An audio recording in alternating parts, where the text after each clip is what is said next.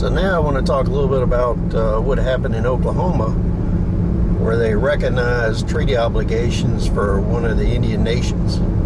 So basically, jurisdictionally, Oklahoma split in half.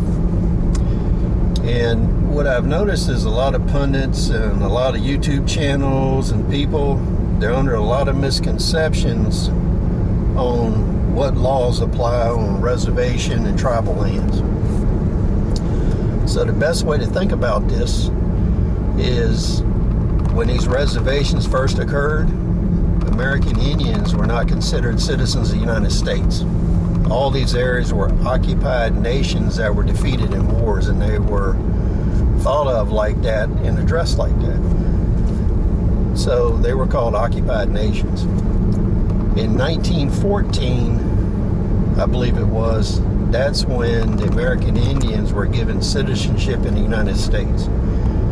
So when you look at Native Americans or American Indians, whichever you call them, they're actually dual citizens. They're citizens of whatever Indian nation they were from and their ancestors, and they are citizens of the United States of America. Two things I heard that were misconceptions was people think that anybody with Indian blood can go to this new Oklahoma reservation and they'll be accepted.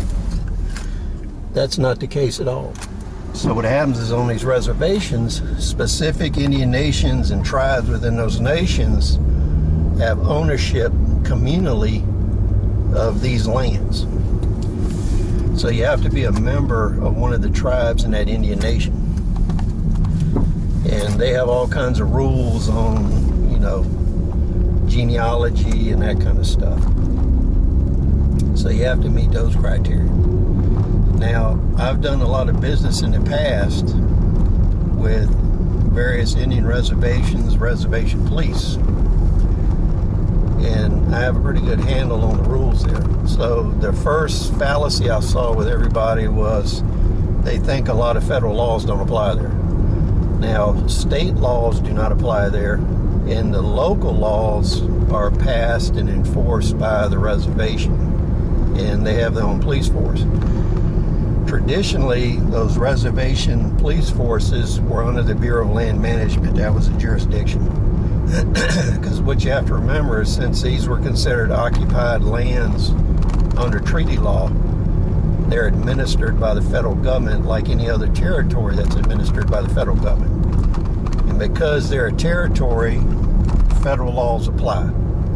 The only exception to that is very narrow cases where treaties specifically exempted certain laws or gave them certain resources or access to resources.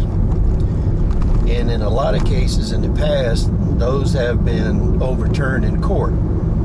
And some of it was done for the necessity to regulate commerce, national security, or environmental reasons. One example is I've seen people that were actually arrested for selling antique ceremonial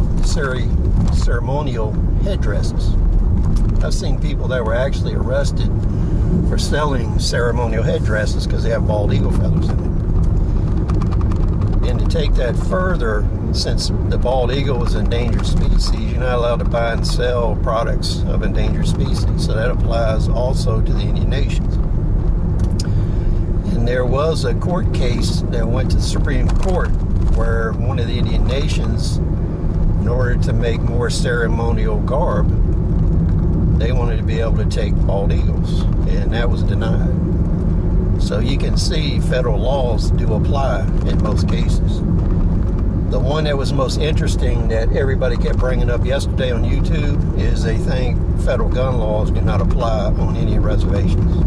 No, that is pertinently false. The National Firearm Act does apply to all Indian nations and all territories and possessions of the United States.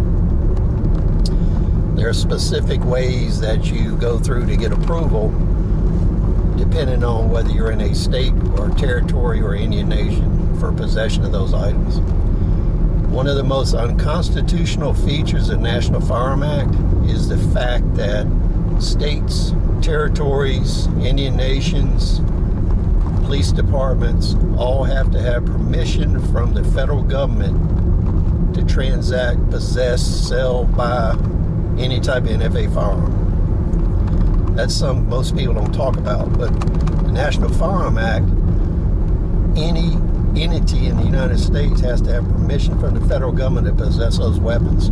If they confiscate a NFA weapon, for instance, I've seen ones on reservations that were confiscated, you're required to file a Form 10 with the federal government for permission to keep it if you're a official agency. So that's kind of a few thoughts. The one thing that is up in the air and is a big debate that I haven't seen many people talk about yet is almost all tribes are communal in nature. So individual tribe members don't really own land. The tribe owns all the land.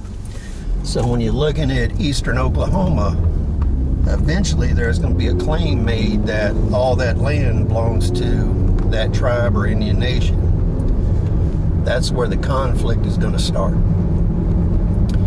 So when you're looking at this situation, the statistics I saw was in eastern Oklahoma, the tribes in question are roughly 10 to 15% of the population there. So representation and land ownership, I see, is going to be the big fight and conflict in that area. So please share your thoughts, rate, subscribe. We'll see you on the next video.